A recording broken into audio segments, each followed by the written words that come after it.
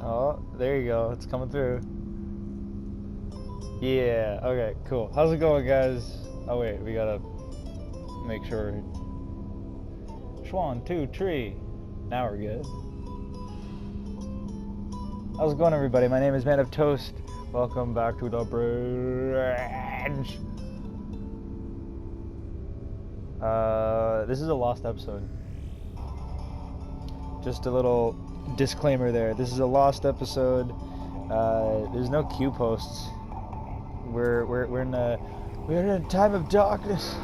Not to be melodramatic, but there's not much going on there. There's just some shit that I'm looking up. I thought I'd talk about it. See what some people think, maybe. Gonna rip this really quick.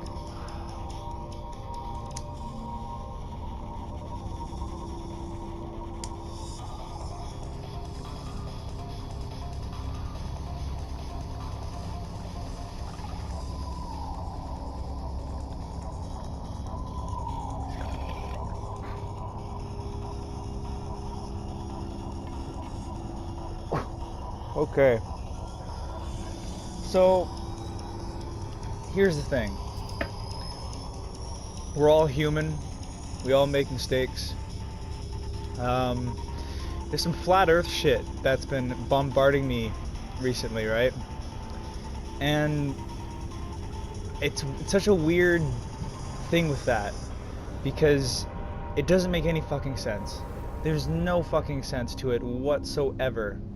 But just because I want to make sure that there's no new information that can disprove my logic, I have to keep revisiting it to keep proving to myself that it's bullshit. And every time I do, it always ends up being bullshit. But that's part of the point of going back to information like that and digesting new information, being open to the truth. You know, so I'm going through some flat earth shit just to be double sure that there's nothing behind it. Here's some things, some points that have been brought up for flat earth, okay? Here's the first one. There was a huge argument based around the fact that the quote-unquote magical force called gravity couldn't possibly exist. And the reasoning behind this was that if you put a tennis ball in, what do you call it, a bucket of water, and you spin it in the air, and you watch that in slow motion, you'll see all the water going all over the place. And they're saying that if gravity did exist, that's what would happen to all the water on the earth. So, and then they had this whole argument based off of that fact. And the problem with that is that their argument immediately falls apart because they have a fundamental misunderstanding of how gravity works. And I can try to explain it myself. And it's not going to sound as eloquent as perhaps a smart physicist might explain it. But gravity is more like magnetism. Positive matter is attracted to other positive matter. And the extent of this attraction is so much so that it can hold sediment or little pieces of sediment together with such force that it creates rock, which is how planets are formed and what have you. And we human beings are tiny.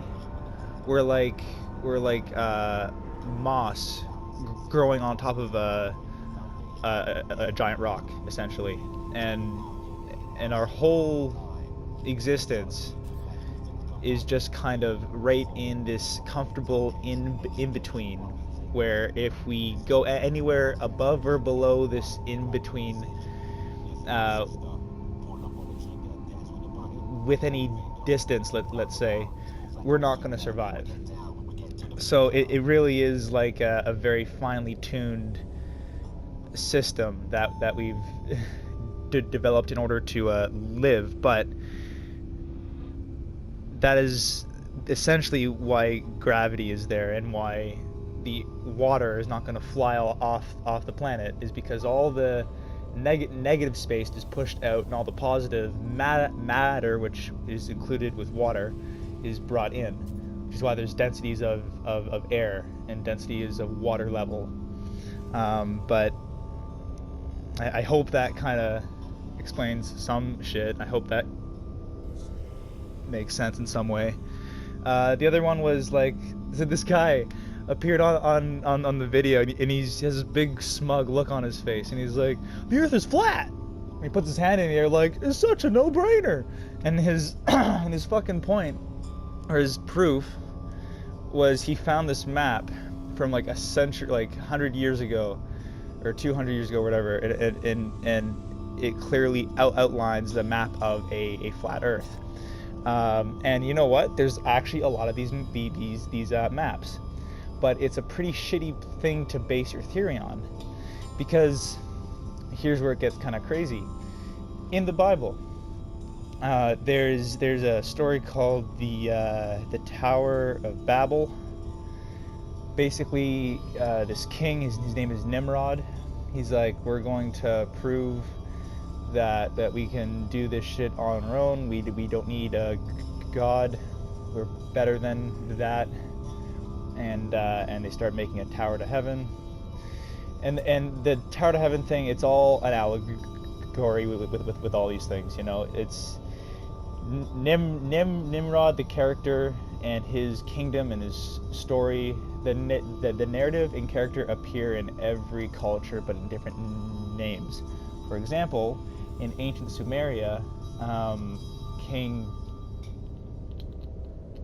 Gilgamesh is also Nimrod. And if you do a little bit of research, you'll find there's a whole bunch of other names that can all be linked back to Gilgamesh or Nimrod, and they're all the same character, it's all the same storyline from all these different parts of the world. And part of the reason is because Nimrod's whole thing was to create an empire through deception. He's the reason why there's all the different languages and whatnot, is because, you know, evolutionary, the species is going to have one concise language that they can all follow and understand quite accurately. You know, you see it all the time in fish life with wolves and mammals and reptiles. Like they don't need vocal words. They have something more than that. I think we used to have that as well. But if you want to create an empire that will serve you, you know, an empire of slaves, you have to trick them, because this all works on free will. You can't just, like, if you say you have to work for me, they're gonna say fuck you, right? You have to trick them to work for you. So there's a number of ways that this happens, and one of them is to attack language, to separate language. Another is to separate subtle opinions on how the world is shaped, how reality works.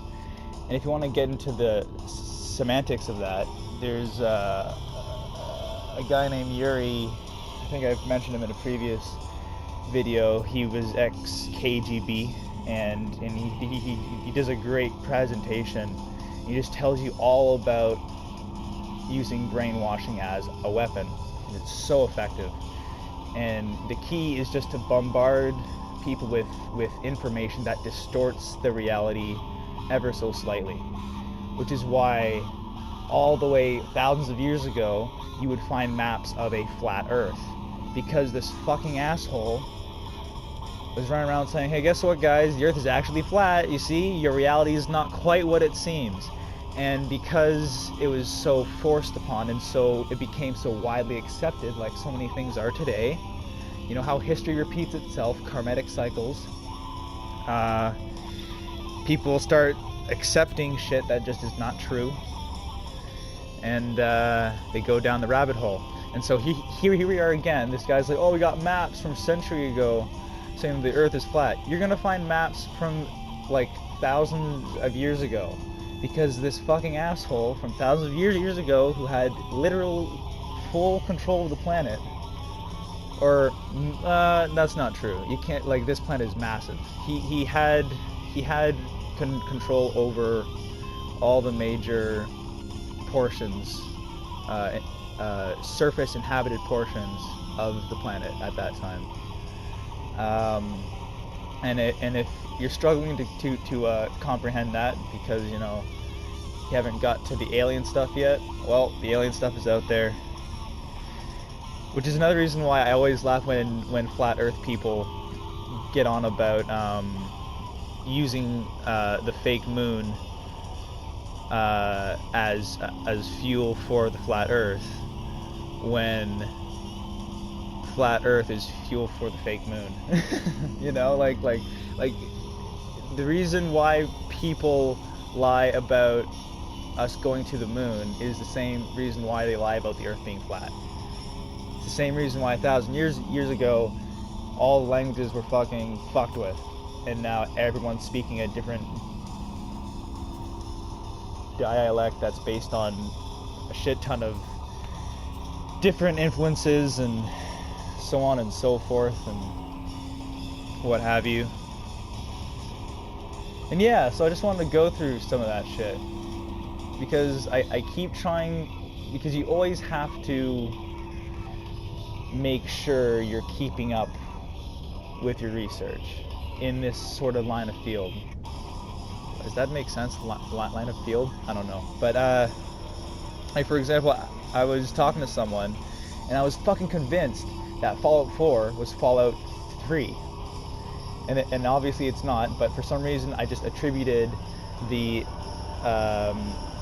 Vault 111 to being Fallout 3. And I was just so dead set on this for so long, and I would not accept it that it was actually Fallout 4.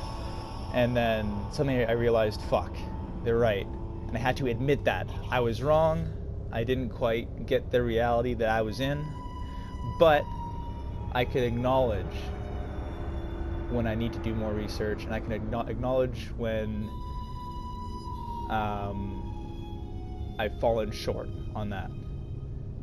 And that just means I now know I can improve, which is why I keep looking into things like flat Earth, because although it's bullshit and the Earth is fucking round, I gotta make sure I'm still on point. We all should. And I think that's the point of this lost episode. I'm happy with this one. Hope you guys enjoyed it. Like, share, subscribe. I appreciate it. Have a sip of coffee. This coffee's been in the fridge for like a day, but you know what? It still tastes pretty good. I used to work at Tim Hortons. Mixed feelings.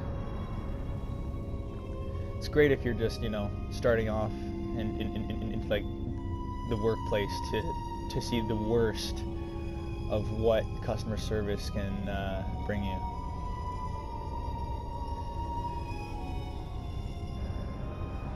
Not something I would wish on anyone for very long, though.